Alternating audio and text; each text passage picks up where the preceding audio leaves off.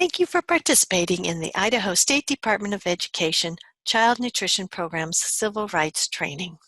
The purpose of this presentation is to provide annual training for sponsors of USDA-funded child nutrition programs.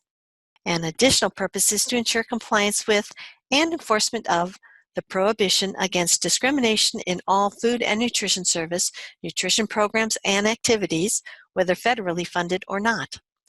Documenting your participation in this training provides compliance with regulations required by United States Department of Agriculture, USDA, funded food and nutrition service agencies, sponsors, and volunteers. This training fulfills Professional Standards Learning Code 3430. Develop employee training plans, including a plan for tracking training. The information conveyed in this training is required civil rights training for all USDA Child Nutrition Program sponsors, staff, and volunteers. The following civil rights topics will be covered in this presentation: purpose, training requirements, assurances, discrimination considerations, protected classes, collection and use of data, public notification systems, long and short non-discrimination statements, complaint procedures, compliance review and resolution, requirements for language assistance and requirements for reasonable accommodations for those with disabilities, conflict resolution, customer service, helpful links. Civil rights requirements ensures that programs are providing equal access to participants and ensures that program recipients are being treated without discrimination while participating in child nutrition programs. Training is required so that all people involved in the administration of programs that receive federal financial assistance will understand civil rights-related laws, regulations, procedures, and directives. Persons responsible for reviewing civil rights compliance must receive training to assist them in performing their review responsibilities. This training may be carried out as part of ongoing technical assistance. State agencies are responsible for training child nutrition program sponsors. Sponsors are responsible for training their staff, which includes food service employees, hearing, confirming, and determining officials, frontline staff, and those who supervise frontline staff, and volunteers. Frontline staff and those who supervise frontline staff must be trained on civil rights. Frontline staff are those who interact with program applicants and/or participants.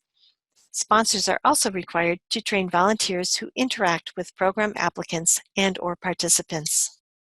Civil rights training must occur before the staff or volunteer assumes their duties in child nutrition programs and then annually thereafter. Civil rights documentation must be kept for 3 years plus the current year. Sponsors must document the training with an agenda containing the dates training occurred, the topics of the training, and a sign-in sheet for all participants.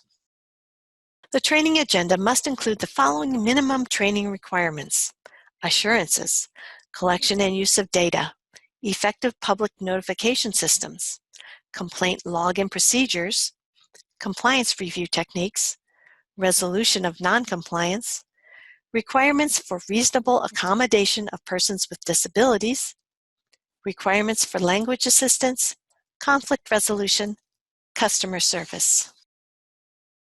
All child nutrition program sponsors and facilities must provide written assurances that the program will be operated in compliance with the civil rights laws and implementing non-discrimination regulations. This is accomplished with the permanent agreement and annual renewal certification in My Idaho C&P. Subrecipient agreements must also include a civil rights assurance of non-discrimination. This includes sponsor agreements with unaffiliated sites. Sponsors that contract with food service management companies to provide food service to students are responsible for ensuring that the food service management company is in compliance with civil rights regulations. Preventing discrimination is a key component of civil rights training. Discrimination complaints are defined as any complaint filed by persons, non-employee, organizations, or companies who, based on being a member of a protected class, allege discrimination in a program or activity conducted or assisted. Discrimination occurs when participants are denied benefits or services that others receive. when participants are delayed in receiving benefits or services that others receive, or when participants are treated differently than others, resulting in a disadvantage. A few examples of potential discrimination may be refusing a person's enrollment in a program based on disability, failure to provide reasonable accommodation to disabled individuals, serving meals at a time, place, or in a manner that is discriminatory, or failing to provide materials that give non-English speaking persons full and equal opportunity to receive benefits. Civil rights are in place to protect participants and families from being discriminated against while participating in USDA-funded food programs. Civil rights ensures that all participants are treated equally based on 6 protected classes. The 6 protected classes recognized in USDA-funded child nutrition programs are race, color, national origin, age, sex, disability. Sponsors are required to report ethnicity and race of all program participants annually. The preferred method of data collection, according to Food and Nutrition Service, is self-identity. For example, a parent checks an ethnicity or race box on their enrollment form. In the case that no self-identification is made, a visual identification should be documented. Please remember, you cannot ask a participant his or her race or ethnicity. State agencies require annual reporting on the ethnic and racial data of participants during the annual application process. Each child nutrition program area has data collection procedures specific to their program. Sponsors may develop a system of data collection specific for their individual organization. Data collection must be kept for 3 years plus the current year. When obtaining data, both ethnicity and race need to be recorded for each participant. Ethnicity refers to the question, is a person Hispanic or Latino or not Hispanic or Latino? A Hispanic or Latino is defined as a person of Cuban, Mexican, Puerto Rican, South or Central American, or other Spanish culture or origin, regardless of race. Participants can choose from either category. The total enrollment should equal these 2 ethnic categories. Race refers to specific country of origin of the program participant. Racial categories include Black or African American, a person having origins in any of the Black racial groups of Africa. White, a person having origins in any of the original peoples of Europe, the Middle East, or North America. Asian, a person having origins in any of the peoples of the Far East, Southeast Asia, or the Indian subcontinent, including Cambodia, China, India, Japan, Korea, Malaysia, Pakistan, the Philippine Islands, Thailand, and Vietnam. Native Hawaiian or other Pacific Islander, a person having origins in any of the original peoples of Hawaii, Guam, Samoa, or other Pacific Islands. American Indian or Alaskan Native, a person having origins in any of the original peoples of North America, including Central America, who maintains tribal affiliation or community attachment. Sponsors are required to make public their program availability to ensure that qualified participants are aware of the program.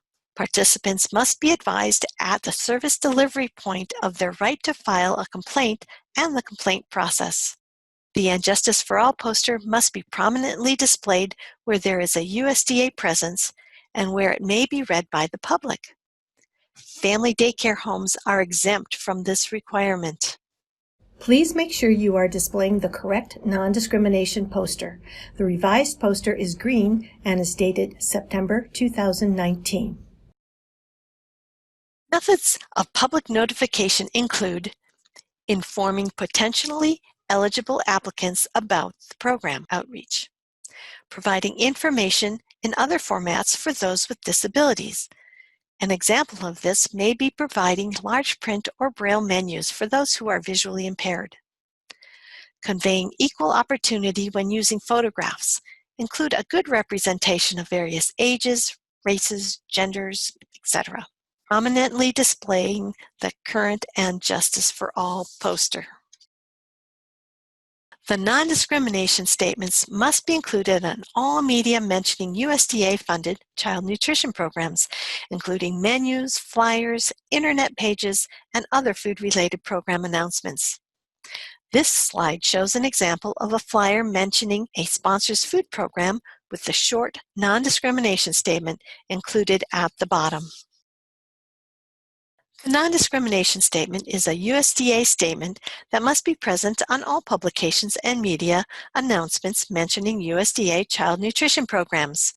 The long non-discrimination statement must be listed on all printed material over 1 page in length.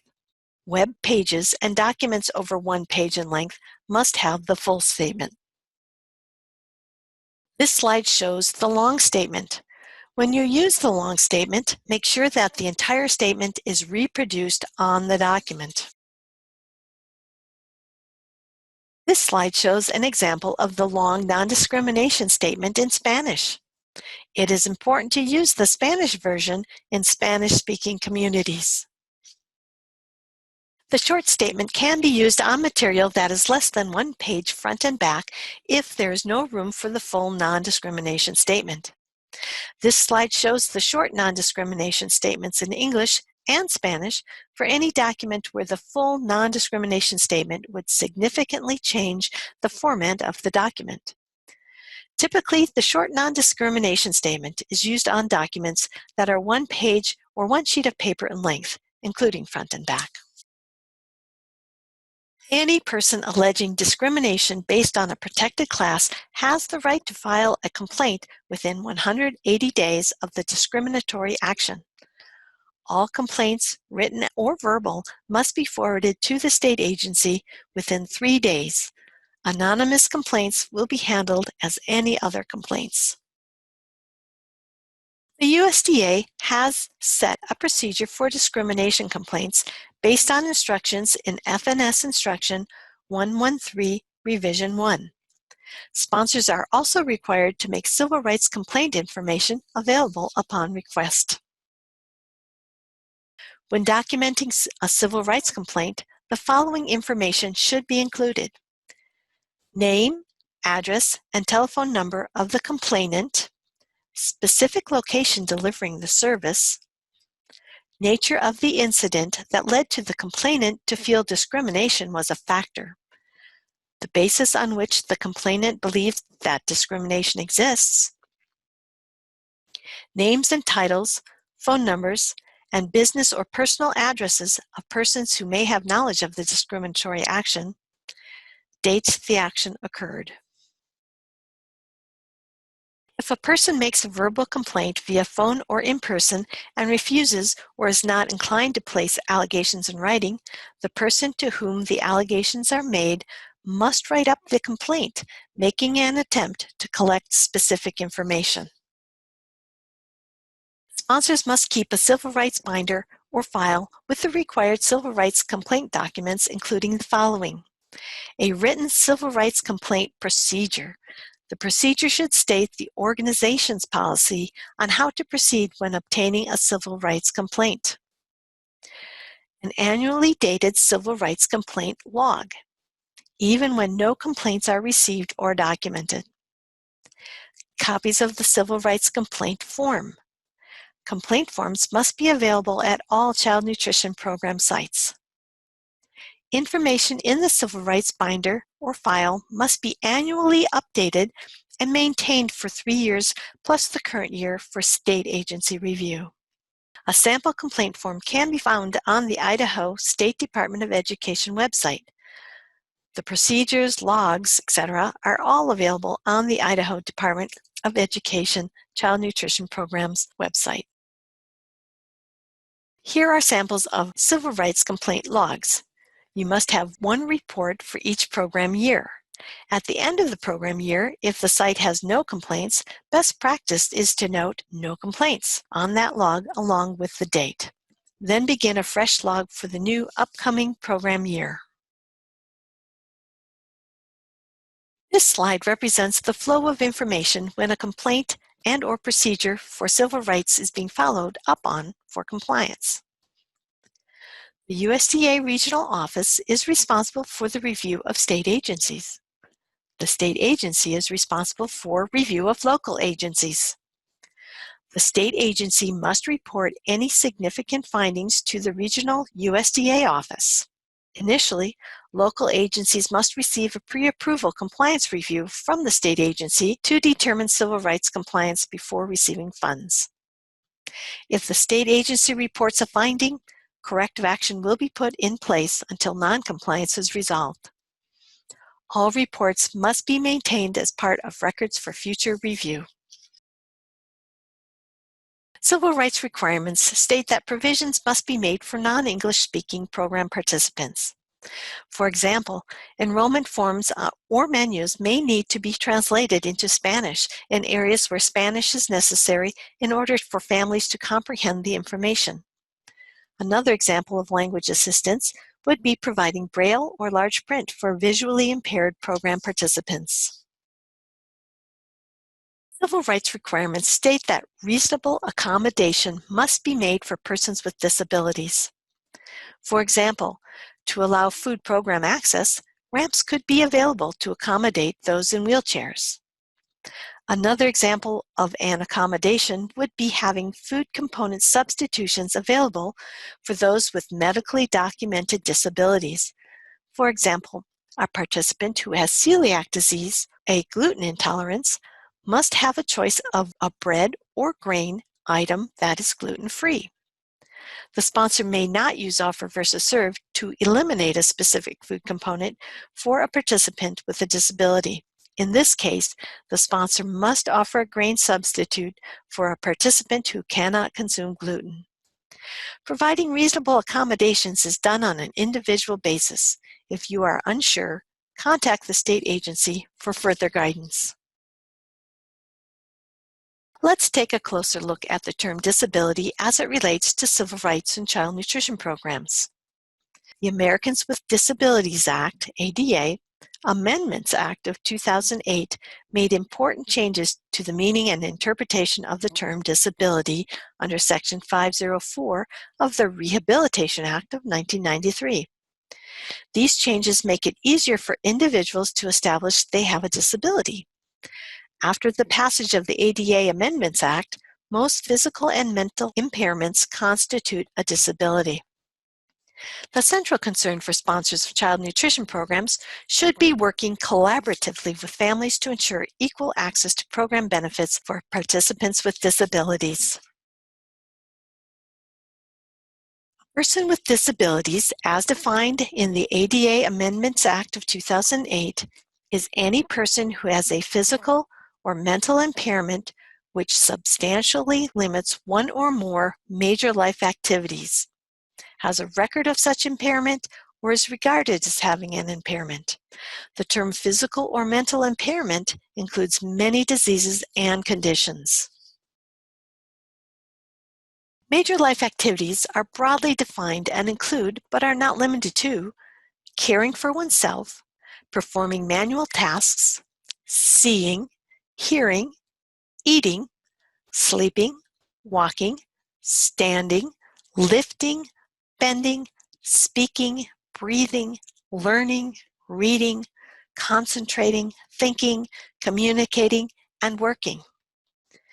Major life activities also include the operation of a major bodily function, including but not limited to functions of the immune system, normal cell growth, digestive, bowel, bladder, neurological, brain, respiratory, circulatory, endocrine, and reproductive functions.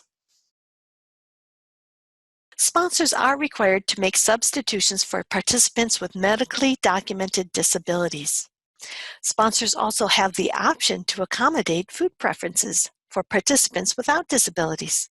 They are encouraged to consider participants' cultural, religious, and ethical preferences when planning and preparing meals, but unlike accommodations for disabilities, they are not required to do so. A vegetarian diet is an example of a meal preference.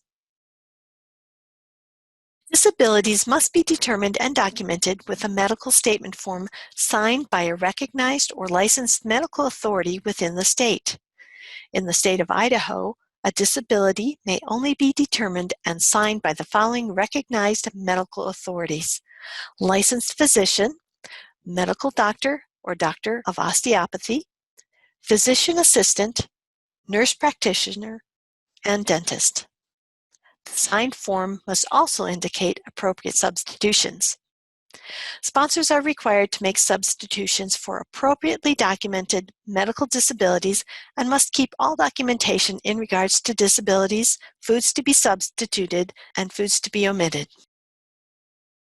This slide provides an example of a medical statement form for child nutrition programs. Sponsors should visit the Idaho Child Nutrition Program's website for access to the medical statement form. Food service staff must never revise or change a written prescription or diet order. Diet orders do not need to be renewed on a yearly basis. However, they should be up to date to reflect the current medical and/or nutritional needs of the participant. Medical information must be kept confidential. Information should only be shared with staff that needs to know in order to provide for the health, safety, and well-being of the participant. Keep all documentation in regards to disabilities, foods to be omitted, and menu substitution. Persons with limited English proficiency are defined as individuals who do not speak English as their primary language and who have limited ability to read, speak, write, or understand English. Sponsors are required to take reasonable steps to ensure that limited English proficient, LEP, persons have meaningful access to their programs and activities. There are several factors to consider in providing meaningful access to information and services for persons of limited English proficiency. The number or proportion of limited English proficiency persons served or encountered in the eligible population. The frequency with which limited English proficient individuals come in contact with the program, the nature and importance of the program, activity, or service provided by the program, and the resources available to the program and costs. Sponsors are required to provide translation of vital documents and provide notification of free interpretation services to persons with limited English proficiency. Sponsors must also provide training to program staff and frontline staff on how to provide limited English proficient populations with meaningful access to programs. The process for conflict resolution includes making sure all complaints alleging discrimination on the basis of race, age, color, national origin, sex, or disability must be forwarded to the state agency within 3 business days and must be processed by USDA within 90 days. Customer service involves treating all program participants and their families fairly and equally. Frontline service should be enabled to provide the best customer service possible to families and recipients of child nutrition programs. Awareness of discrimination and accountability is a key component to good customer service. Let's summarize the important civil rights sponsor requirements for participation in child nutrition programs. Requirements include: train all staff and volunteers annually on civil rights topics covered today. Document training with an agenda, dates, and signatures, and have documentation available for the state agency to review. Prominently display the current and Justice for All poster where there is a USDA presence and where it may be read by the public. Best practice is to place the poster in both a public entry as well as in the food service area. Posters must be displayed where free and reduced applications are determined and where money is collected. Collect and record race and ethnic data for all participants annually. Remember, data collection must be specific to your program. Offer meals to all participants in care, including infants, without discrimination. Place the appropriate non-discrimination statement on all printed materials mentioning child nutrition programs, including menus, enrollment forms, and the electronic announcements mentioning the USDA-funded food programs. Keep all civil rights records for 3 years plus the current year. This includes maintaining an annually updated civil rights complaint binder containing a complaint procedure, an annually updated complaint log, and complaint forms. This slide contains helpful civil rights links to the United States Department of Agriculture Civil Rights website and the Idaho State Department of Education Child Nutrition Program's website. The links direct you to civil rights web pages where you can access civil rights laws, regulations, executive orders, and related other guidance, including FNS Instruction 113, Revision 1. This slide contains the required USDA Child Nutrition Program's non-discrimination statement for this presentation. On behalf of all Idaho Child Nutrition Programs participants and our staff here at the Idaho State Department of Education Child Nutrition Programs, thank you for viewing the annual Civil Rights Training presentation, and thank you for doing your part to provide healthy meals to Idaho's citizens. This concludes the presentation. Please contact Child Nutrition Programs at 208-332-6820 if you need further assistance.